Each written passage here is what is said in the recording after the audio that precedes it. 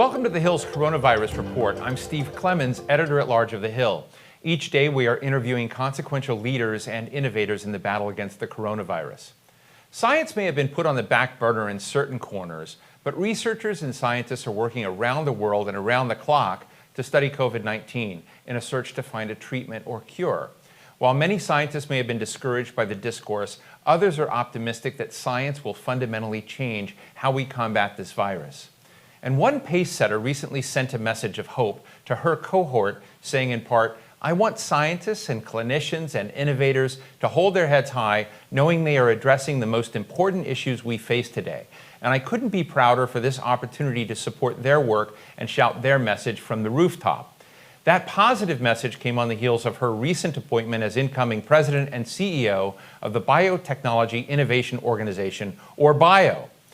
Dr. Michelle McMurry-Heath has been a Science and Technology Policy Fellow at the American Association for the Advancement of Science and Vice President of External Innovation and Global Leader for Regulatory Science with Johnson & Johnson. She's hoping to start a new conversation around science and patients, a timely one, clearly, with social justice as a cornerstone. Michelle, welcome, and thanks so much for joining us today.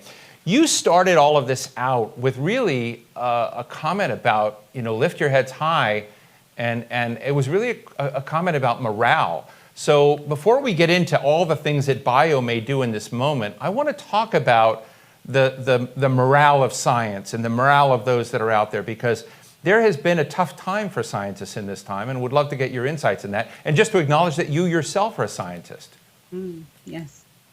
Well, it's so interesting to me because I've had the privilege of knowing so many amazing scientists and clinicians through the last 20 years of working in this space. And I know why they got into what they do.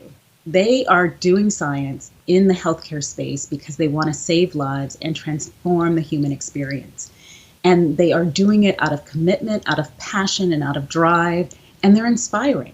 And so I just want the American public to see the side of science that I've gotten to see all these years, which is an amazing group of committed and talented people trying to make the world a better place.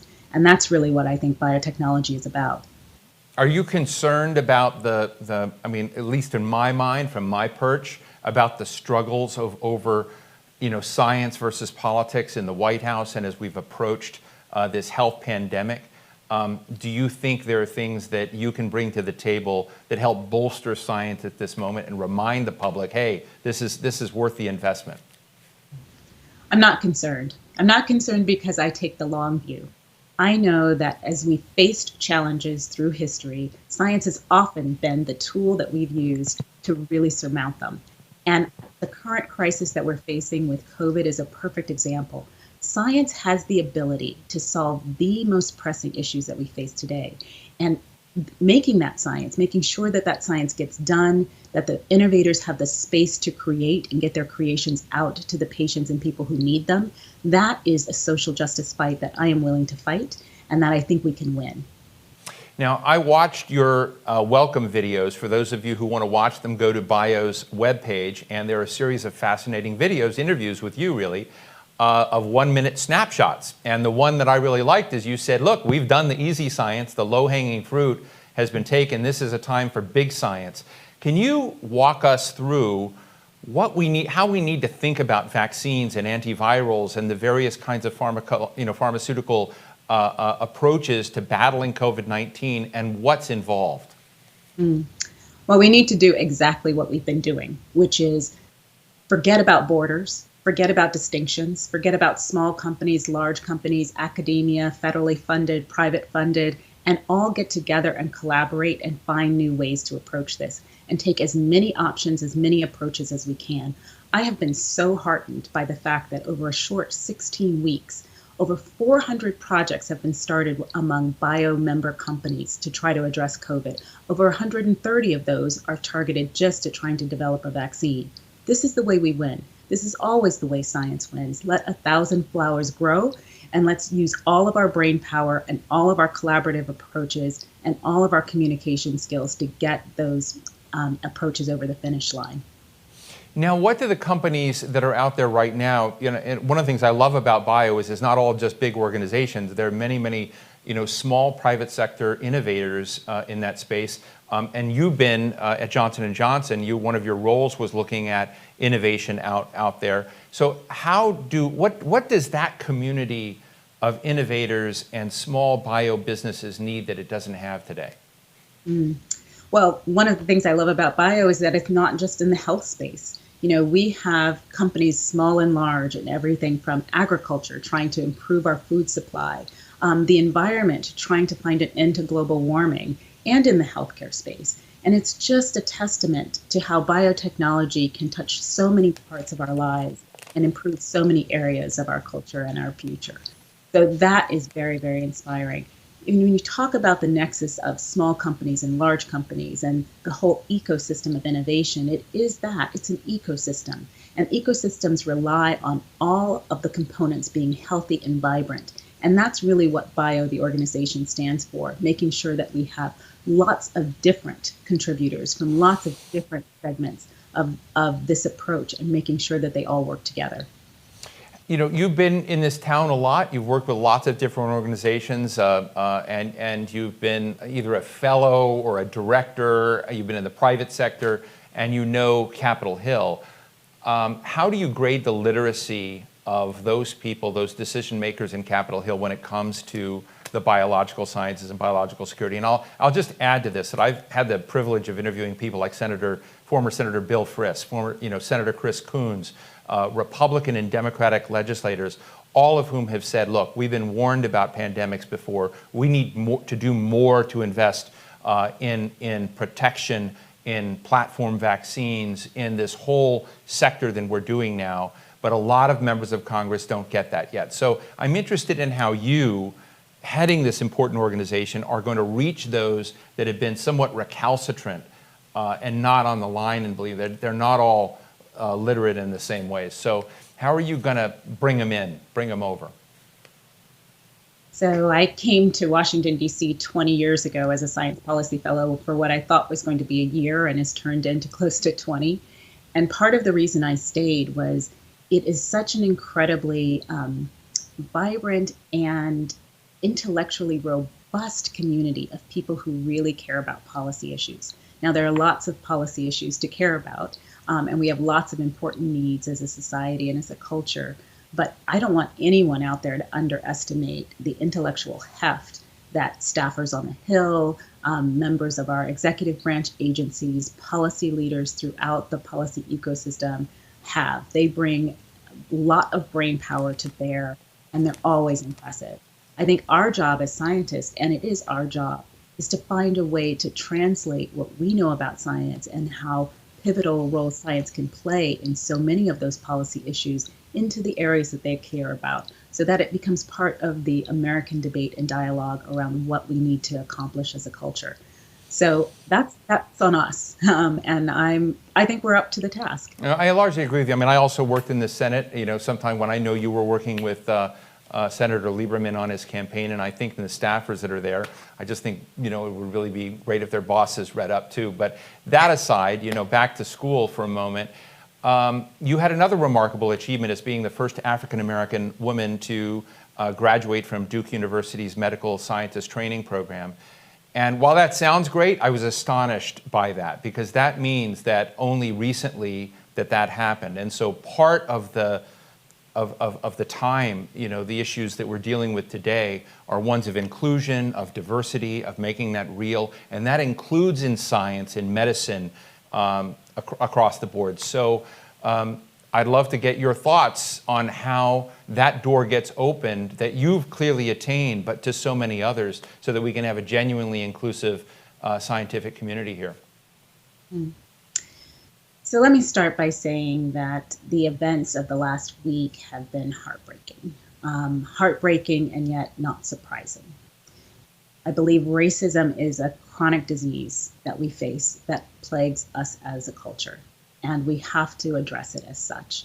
We have to do everything we can to make sure that we are being as inclusive as possible, that we are breaking down barriers and silos, that we are making every space of science and biotechnology open and welcoming to a diverse set of minds, because it's only in that diversity that we get all of the brain power and perspectives that we need to solve the major issues that we face.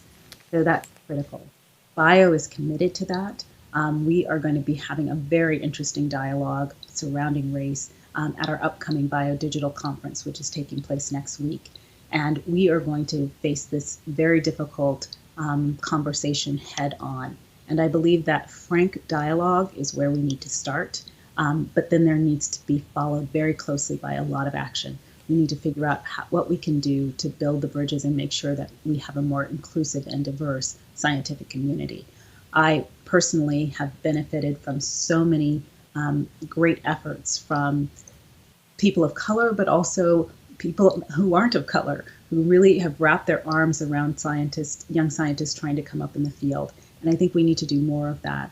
But stay tuned. There's going to be a lot more to come, and you're going to see bio front and center on this effort because it is critical to advancing science and making sure that science is successful.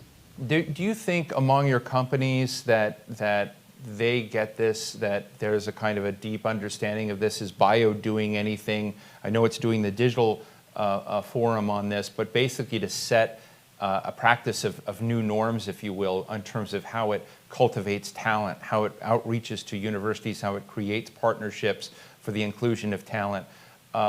It's just something I think, I can feel it, in your words, but I'm just wondering, do you have ideas on how you can make this a deep commitment of many of your members? Well, I don't think I have to make it a deep commitment. I think it is a deep commitment. My phone has been ringing off the hook this week from bio member companies who are passionate about this area, who have been working in this area, in this space for quite some time. And they want that work to be more visible, more powerful, and more impactful. And we're going to come together next week, not just at the conference, but also at our board meeting to figure out what is the best way for bio to support those efforts, because they are myriad, they are numerous, and I am so proud of how this community has really risen to this challenge. You can look at some of the statements that have come out from bio member company CEOs and just take heart in the fact that they take this very seriously and they are committed. I mean, Ken Frazier, the CEO of Merck, gave an amazing interview earlier this week where he said, it could have been me. He spent over 15 minutes on CNBC talking to business leaders about what a critical issue this is. It's that kind of personal leadership and courage that I see throughout our member companies, and I think the public will see more of that in coming weeks. Great. And just in our final couple of minutes, Michelle, I'd love to get your thoughts on the science ecosystem out there. I've done a lot of programs with groups like AAAS and Research America and others, and your predecessor, in fact, who've been worried that we weren't investing in basic science enough, that our funding commitment to university research out there, when you kind of look broadly at that science ecosystem, that some of the support was eroding and that was dangerous for the country. I'd love to get your insights on how to turn that around, or whether you even agree with those views. Well, whether I agree or not, it's self-evident. The crisis we face today with COVID is a clear example that we have fallen short of where we needed to be in terms of our long-term investment and commitment to science.